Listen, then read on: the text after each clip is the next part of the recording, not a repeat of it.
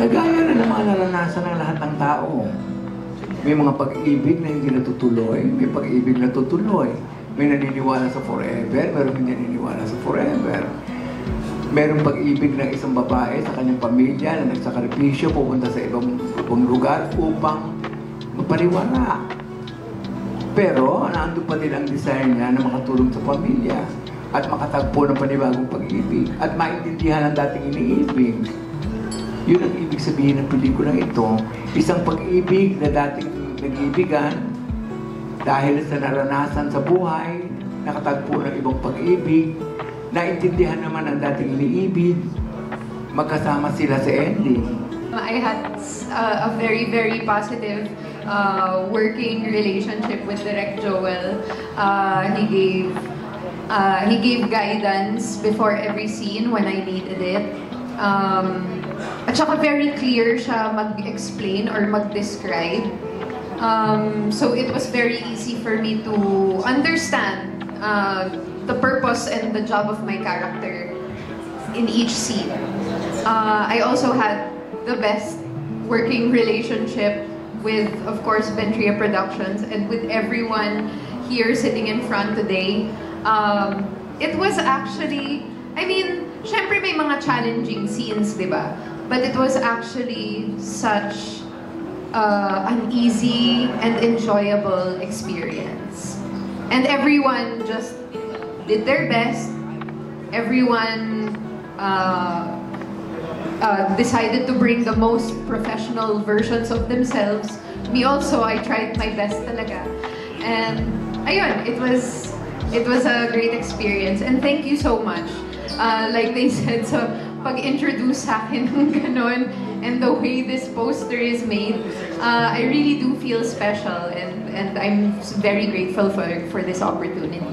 Thematic stuff na napapanahon ng mga issues na nangyayari, that's given. Pero even for the love angle of it, it's a very human, it's a very real story. Yung parang kontrabida ng pelikula or the circumstances, but the characters themselves, they're very human. Kasi gano'n naman sa totoong buhay eh. Walang immune sa totoong buhay, we're all fallible, lahat tayo may bahid ng kabutihan and sometimes we fall din, nagkakaroon din tayo ng mga falls in life.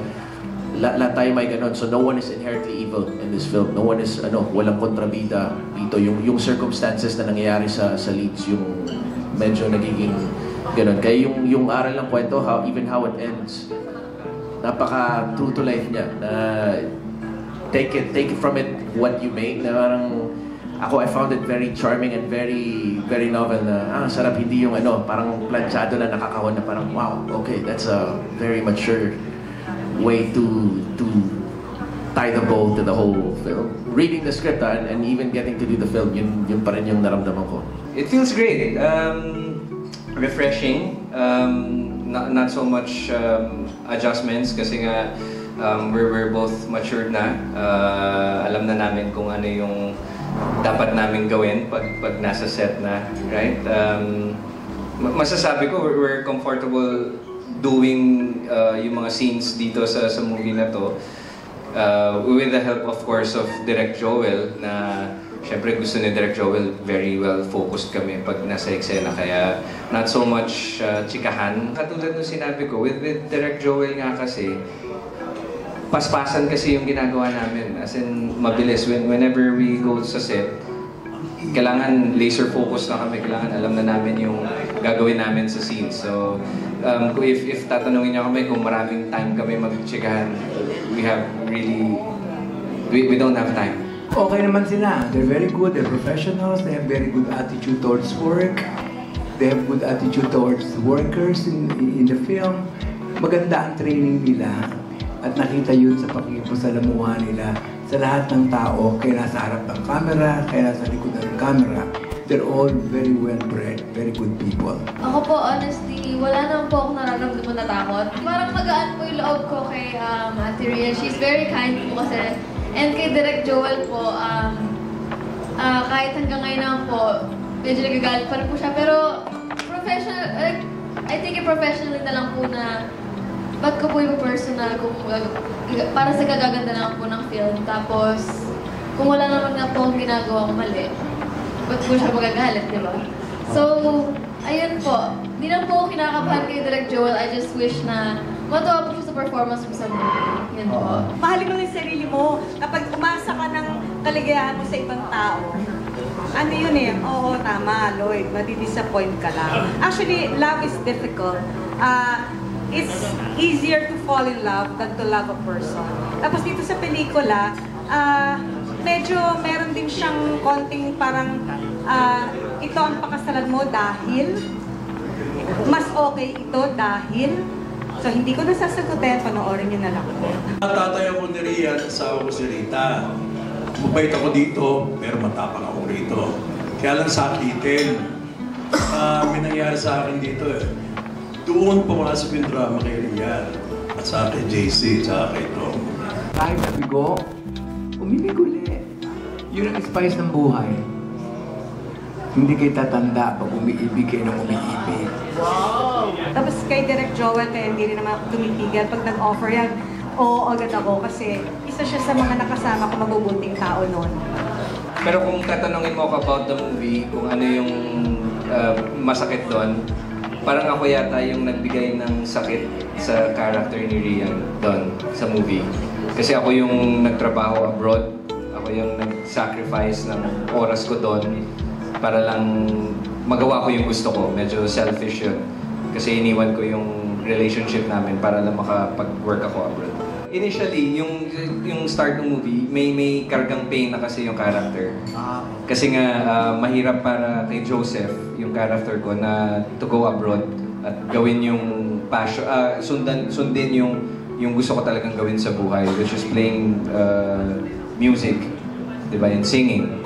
So yun talaga yung inuna ko kesa sa i-prioritize ko yung relationship namin. But I went back, binalikan ko siya para asikasuhin ulit yung relationship namin, and luckily, tinagap pa rin naman niya ako. I think there are a lot of lessons that can be learned dito sa movie na to. And one of them nga is fake recruiters na may masamang balak pala. I think in general, everyone, especially when yung gagawa ka ng life decision na gano'n, yung lilipat ka, naiiwan mo family mo, it's just important na talagang ma-background check mo talaga kung saan ka mapupunta. If there's some kind of way na talagang may proof kung saan ka mapupunta, yun. Just be careful out there. Suportahan niyo po yung Huwag Mo Akong Iwan. Maganda pong pelikula ito. Masarap umibig at masarap ibigin.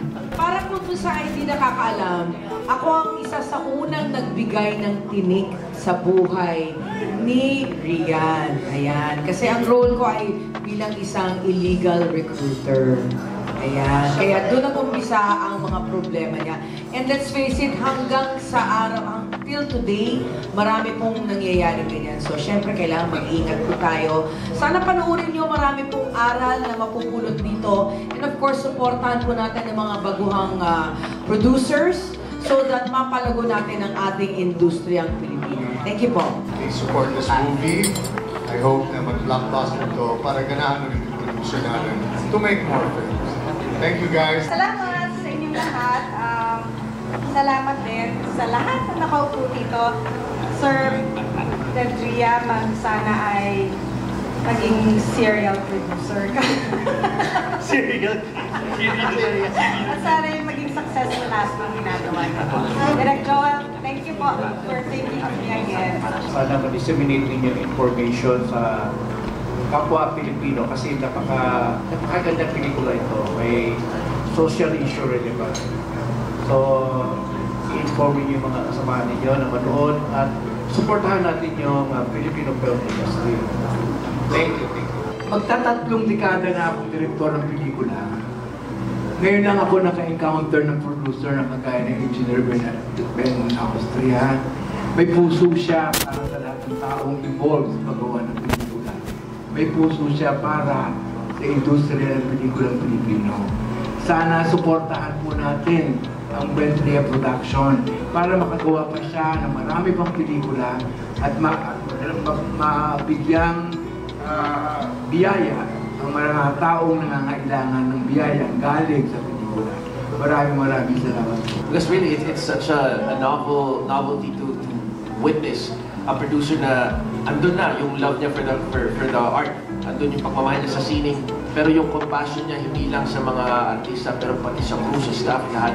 Nakakabilib. It's my first time to witness that. Let's say, ilang years na ba ako? 14 years. Then si Conte pa naman na pero it's the first time that I've ever witnessed a producer like him. Kaya sana gawin pa siyang instrumento ng Panginoon to touch many lives. And it really is such a beautiful story. So hopefully, talagang supportan ninyo so he can do more of these films. Kasi baka bumalik na lang sa pag-engineer sa Huwag naman po sana. And thank you for endowing us with all of your time today.